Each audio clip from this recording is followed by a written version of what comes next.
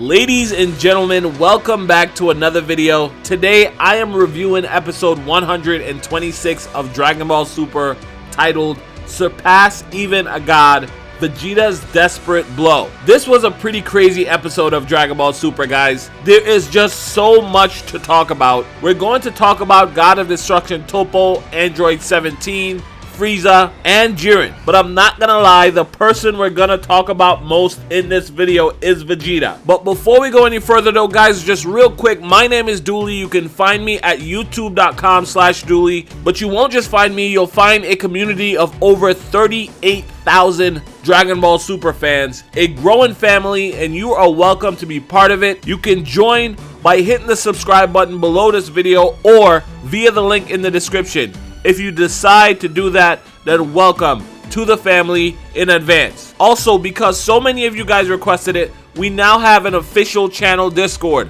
Link is in the description. I will be on there for a few hours after posting this video, so feel free to drop by and say hello or get to know some of the other awesome people in this community. But that is it, so let's hop into this review. The episode starts by replaying the FRIEZA versus God of Destruction Toppo fight. Well, in all fairness, I wouldn't really call that a fight. Let's call it the WTF Are You Doing FRIEZA sparring session. Hashtag WTF Are You Doing FRIEZA in the comments below. God of Destruction Toppo pretty much mops the floor with FRIEZA, at one point crushing FRIEZA's head in one of his hands. When I saw that scene, I just couldn't stop thinking about the level of migraine FRIEZA was going to have after this tournament. Toppo tells FRIEZA that trash belongs in the trash bin, reiterating what FRIEZA said to him earlier. He then kicks FRIEZA's borderline lifeless body off the platform. FRIEZA is however saved because Android 17 threw a rock,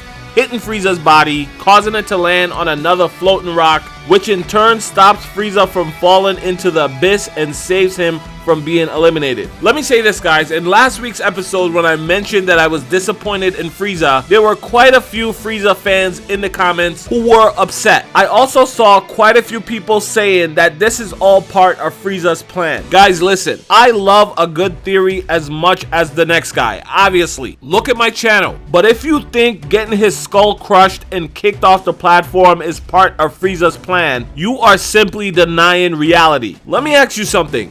Was it also part of FRIEZA's plan to have Android 17 throw that rock at him? Because if FRIEZA didn't anticipate that, it means that his plan would have left him eliminated from this tournament, off the platform and in the spectator seats like everyone else who's been eliminated so far. The reality is, I am a FRIEZA fan as well. I like the FRIEZA character quite a bit. That is why it's so frustrating to see him performing as poorly as he did against God of Destruction Toppo. I feel like that situation should have been handled differently. It should have been handled better. I don't think FRIEZA should be able to overpower God of Destruction Toppo, but he should definitely be smarter. Fight in a way similar to what Android 17 is doing, or do what he's good at and get inside Toppo's head. Pretend to submit to Toppo, ask for forgiveness, and then strike at a weak spot. Something like that. But instead we get nothing. It's one thing to be a fan, it's another thing to blindly deny reality. And the reality is, FRIEZA should have done better in his fight against God of Destruction Toppo. If you agree, then hashtag WTF Are You Doing FRIEZA in the comments below. Alright, let's continue.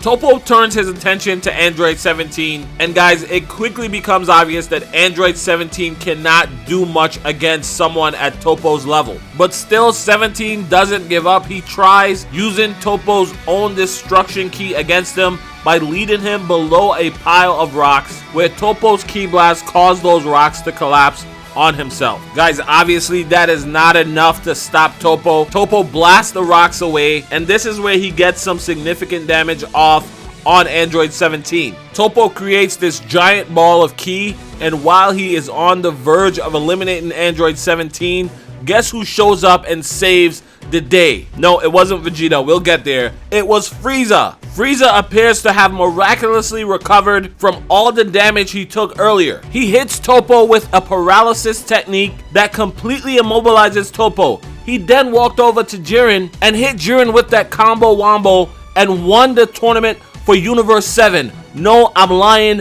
Frieza's paralysis technique had little to no impact on Toppo. Toppo shook it off and then proceeded to beat the crap out of Frieza once again. He grabbed Frieza by the neck and threw him like a ragdoll. We saw an awkward scene of Frieza flying through the sky. Android 17 and Frieza start blasting at Toppo, but then their fight is interrupted by residual ki being sent their way from the fight with Goku and Vegeta versus Jiren. It turns out their fight was much closer together than we thought, distance-wise, and because of that, Toppo and Jiren decided to work together. Jiren fired a ki blast at number 17 and Frieza, which hits number 17, but Frieza was able to dodge and fire his own ki blast back at Jiren. No, I'm lying again. Jiren's ki blast connects to both Android 17 and Frieza. It explodes, and spoiler alert, this is the last we see of Frieza for this entire episode. I have a question to you guys. What was the point of Frieza showing back up in this episode? Hashtag WTF are you doing, Frieza? Anyway, the episode continues with Toppo deciding to take Vegeta off of Jiren's hands. And guys, as you can imagine, this is where things get interested. This is the meat and potatoes of this episode. A fight between the Prince of all Saiyans, Limit Breaker, Royal Blue, Super Saiyan, Blue 2, whatever you want to call it, Vegeta versus God of Destruction Toppo. The rematch we've all been waiting for. And if your question is, Dooley, was it any good? Dooley, was it worth the wait? My answer is, hell yeah, it was good. Hell yeah, it was worth the wait. We finally got to see Vegeta go off. If you are a Vegeta fan, you will have a hard time disliking this episode, regardless of all the nonsense that was going on with Frieza. Vegeta's performance completely puts this episode on his back. He was unbelievable. But let me stop fanboying and tell you what actually happened. The fight between Toppo and Vegeta starts with Toppo blasting Vegeta with a constant stream of tiny little ki blasts. Vegeta then manages to escape that stream and jump on a rock. He powers up and fires a final flash at Toppo. Toppo counters with his God of Destruction ki. And guys, here I expected Toppo's Destruction ki to destroy Vegeta's ki attack, but it didn't. It did, however, manage to push it back. That says to me that Destruction Ki's ability to destroy things depends heavily on the user's power level. But let's keep going. Vegeta dodges Toppo's God of Destruction ki blast, and then I don't know if this is because Toppo was just feeling himself, but he decides that he is going to talk smack to Vegeta. He asks Vegeta, is that all your powered up strength has to offer? He then continues to say that Vegeta will never be able to beat him. And guys, you know what? In all fairness, for a few moments, Toppo did overpower Vegeta. There was a scene where Toppo knocks Vegeta into these rocks. He then tries to make fun of Vegeta by saying, a promise amongst Saiyans, referring to Vegeta's promise to Kaba. A promise amongst Saiyans, don't make me laugh. You'll never be able to beat me while hanging on to silly things like that. Toppo fires a giant ball of ki at Vegeta, and this is where Vegeta begins to remember his family. He remembers Bulma, Trunks, and Bulla. He remembers his promise to Kaba, and then the prince begins to let loose. He begins releasing all his ki. Piccolo noted that this was the same ability he used against Fat Boo in Dragon Ball Z. It was a self-destruction technique. It appeared that Vegeta was going to sacrifice himself to take out Toppo. Toppo's energy collides with Vegeta's ki, and there is an epic clash, an epic struggle. But ladies and gentlemen, the prince wins. He overpowers Toppo. We see Toppo's body appear in the spectator seat, and then a silence comes over everyone. It appeared that Vegeta had just sacrificed himself to win Universe 7 this victory. It appeared that way, but what had actually happened was the prince was now strong enough to withstand his own detonation technique. Vegeta survived while eliminating Toppo, giving Universe 7 a major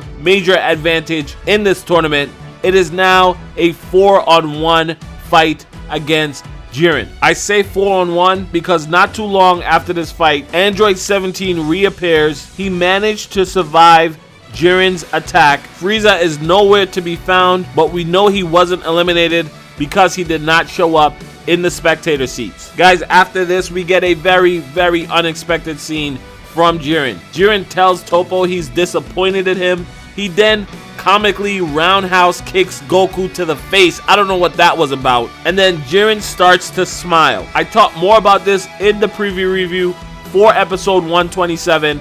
I'll link to that in a card right now in this video if you're interested in finding out why Jiren may have been smiling. But guys, a face-off between a beaten up Vegeta, Goku, Android 17, and Jiren is where this episode ends. I gotta say, I am proud of Vegeta. Toppo was definitely the second strongest person in this tournament. I think he surpassed even Kefla, and Vegeta comfortably took care of him. Not only that, it's obvious that he is going to play a bigger role with helping Goku with Jiren. Vegeta has now once again tied Goku in body count in the amount of fighters eliminated from this tournament. They both have 8 eliminations. I know some of you guys are not going to want to hear this, but I feel like Vegeta has accomplished what he was put in this tournament to do. Anything he does past this point is just extra, is icing on the cake. Taking out the second strongest fighter in this tournament, surpassing a god of destruction, I think Vegeta has already done enough. Personally, I am happy with how things turned out for Vegeta in this tournament.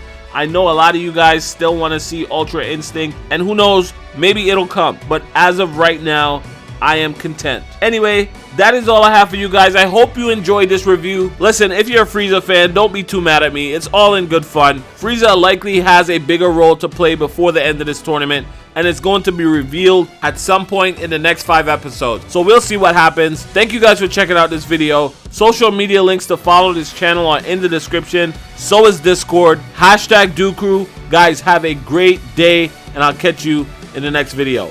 Bye.